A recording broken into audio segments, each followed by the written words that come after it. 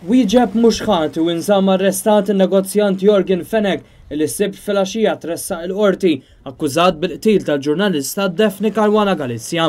Kif beda jinstema' dan il-każ l-Ispettur Keith Arnaud ikkonferma li l-ex Chief of Staff ta' Kastilja Keith Schembri iffigura fl-investigazzjoni marbuta ma' dan id-delitt. Dan intqal fuq mistoqsija tal-avukat Gianluca Caruana Carin. Minnaħa tagħha l-avukat Marion Camilleri nnutat li għatem kawża għaddejja li se tinstema' t-tnejn fejn id-difiża qed titlob li Arnaud ma jibqax imexxi l-investigazzjoni. Qatt ma ġġilna daqshekk, qalet l-avukat. Jorgen Fenech li għandu 38 sena ġie mixli li fis-16 ta' Novembru tal-2017 ippromuova, organizza jew iffinanzja għaqda bl-ħsieb li wettqu reati kriminali.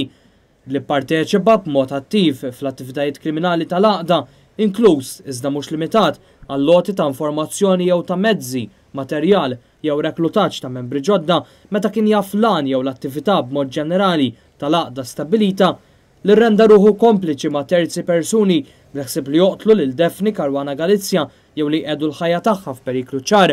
Li f'Malta assoċja ruħu ma' xi persuna jew persuni f'Malta jew barra minn Malta bilan li għamel id-delitt f'Malta li għalih hemm pina ta' priġunerija li rrenda ruħu kompliċi ma' terzi li b'sustanza splussiva wettqu splużjoni li kkaġunat il-mewt ta' Caruana Galizia.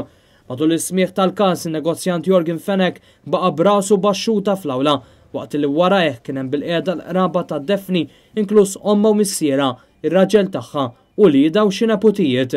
Dan apparti preżenza tal-ġurnalisti kemm lokali kif ukoll barranin, ġurnalisti Ingliżi, Taljani u saħansitra mill-Kanada. Mill-qorti Fenech ittieħed direttament il-ħabs ta' Kordin kif id-difiża ma talbitx għal ħelsien mill-arrest.